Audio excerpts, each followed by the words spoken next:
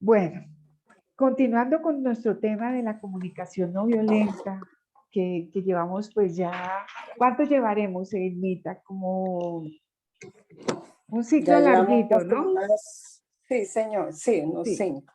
sí, un ciclo larguito con la comunicación no violenta. Pues traigo a colación una frase de Marshall Rosenberg precisamente que dice, la violencia es una expresión trágica de necesidades no satisfechas. La violencia es una expresión trágica de necesidades no satisfechas. ¿Cómo entiendes tú esta frase?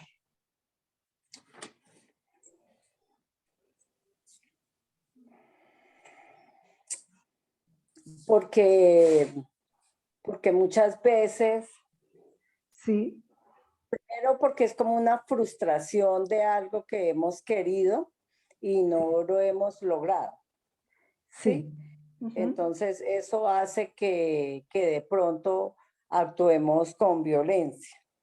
Sí. Mm, Digamos que una pues persona cuando se expresa de forma violenta, probablemente es porque tiene una necesidad no satisfecha.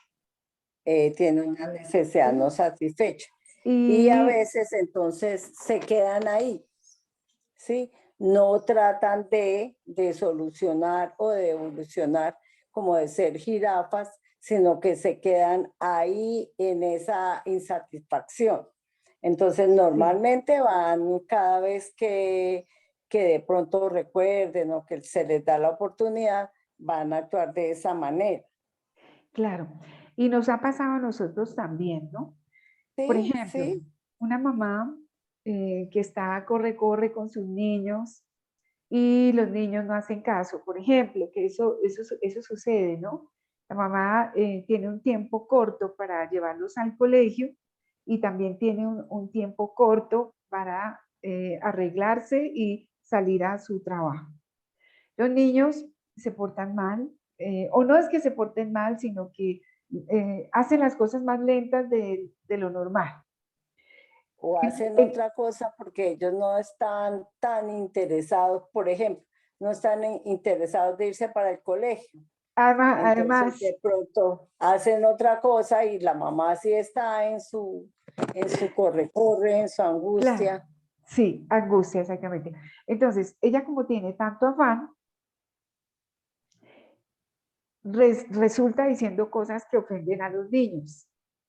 Por ejemplo, obedezcan, ¿sí?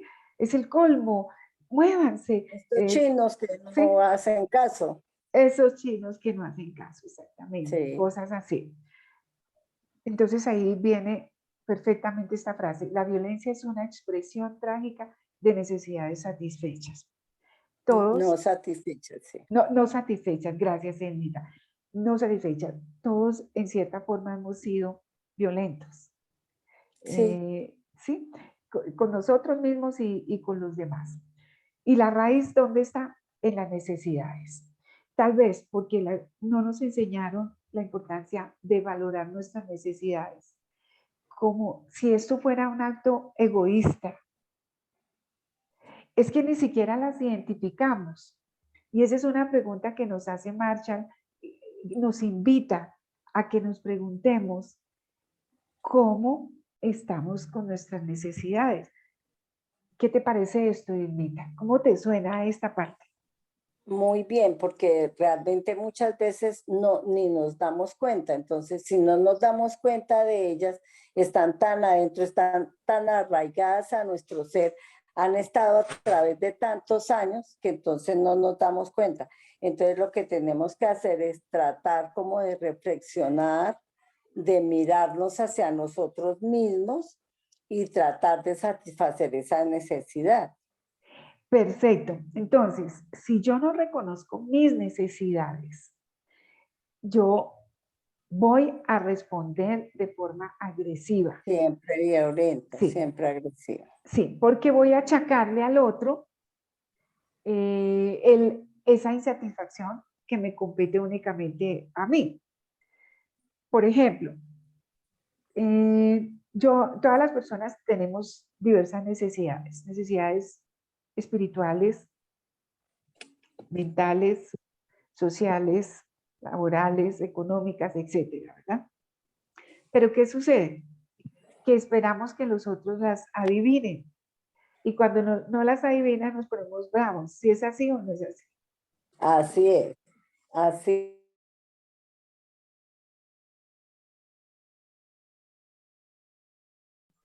Y como esperamos que los demás las adivinen, que el niño adivine qué es lo que quiere la mamá, que el cliente adivine qué es lo que quiere, en este caso la persona que está prestando un servicio. Esa falta que de conexión, esa falta de conexión con nosotros mismos nos lleva a responder de esta manera. ¿Sí es así? Nos lleva a responder. Sí.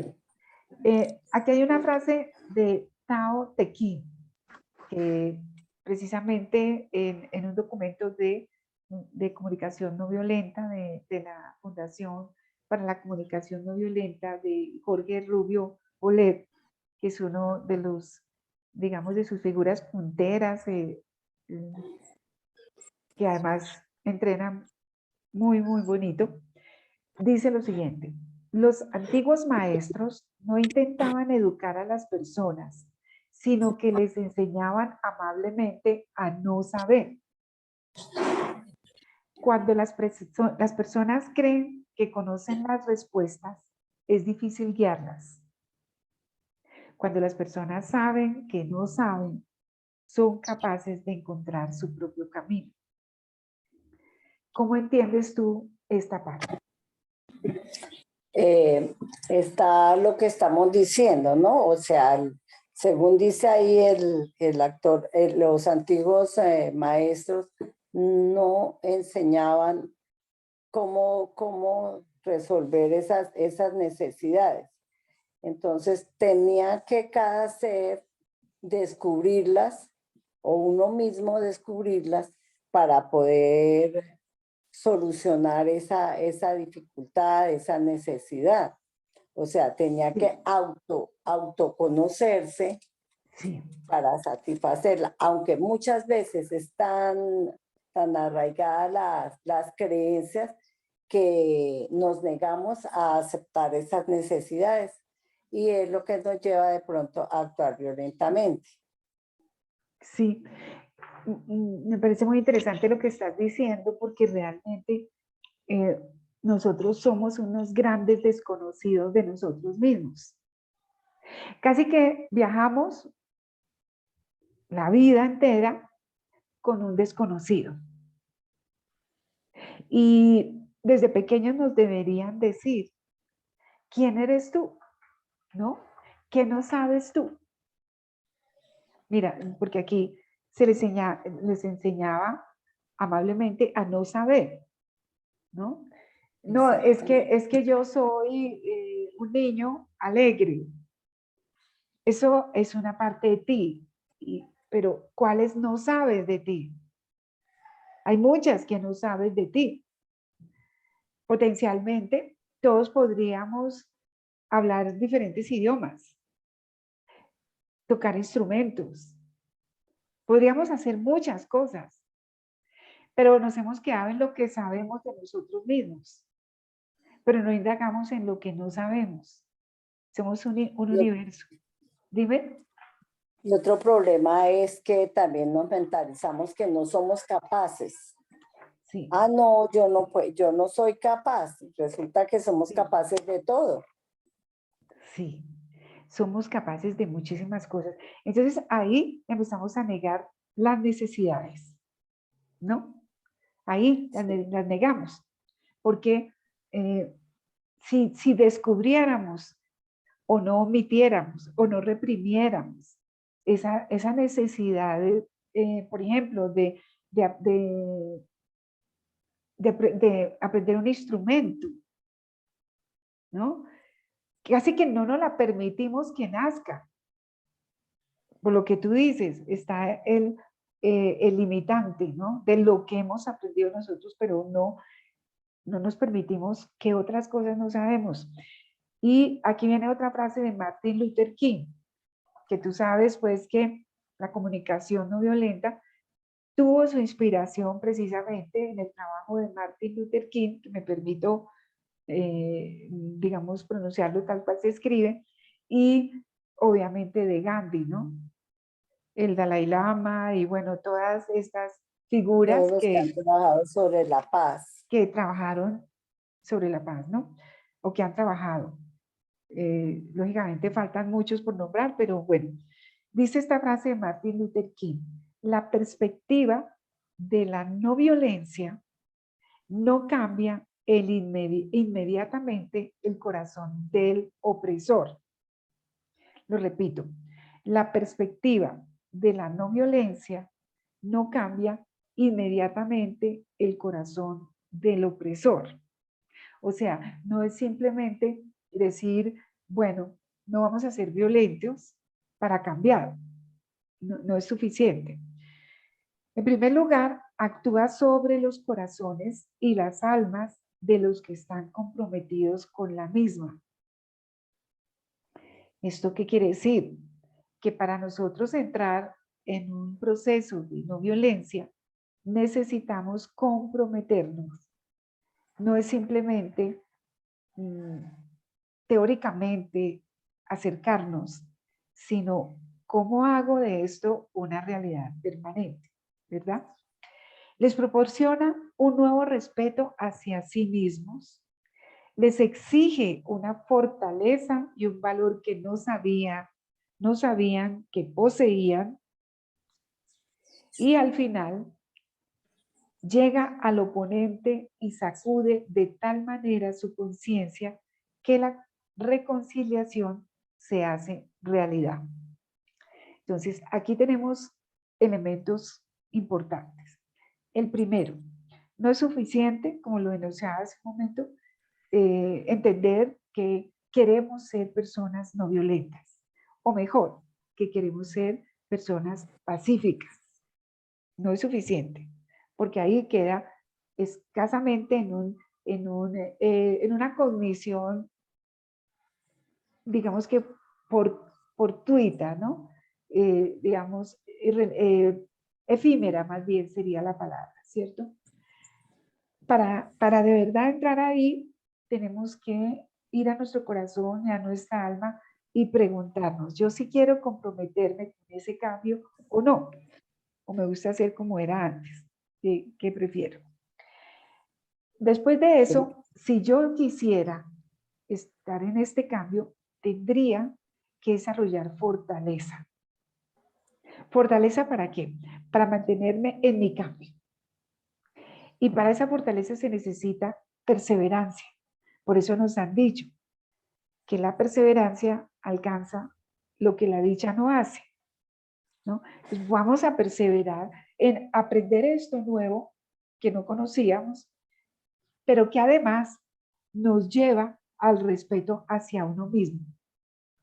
Porque creo que una de las cosas en las que nuestra educación ha fallado es que no nos ha enseñado a respetarnos a nosotros mismos. Esto es algo fundamental, ¿no? Decimos que las relaciones, para que funcionen, tienen que estar basadas en el respeto y en la confianza con los demás.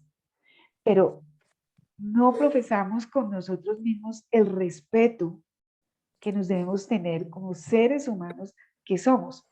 Y tampoco la confianza.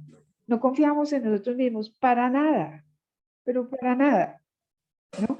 Bueno, entonces esto nos proporciona, cuando entramos en la no violencia, una fortaleza que nos lleva al respeto hacia nosotros mismos, hacia un valor que no conocíamos, o mejor, que desconocíamos, ¿no?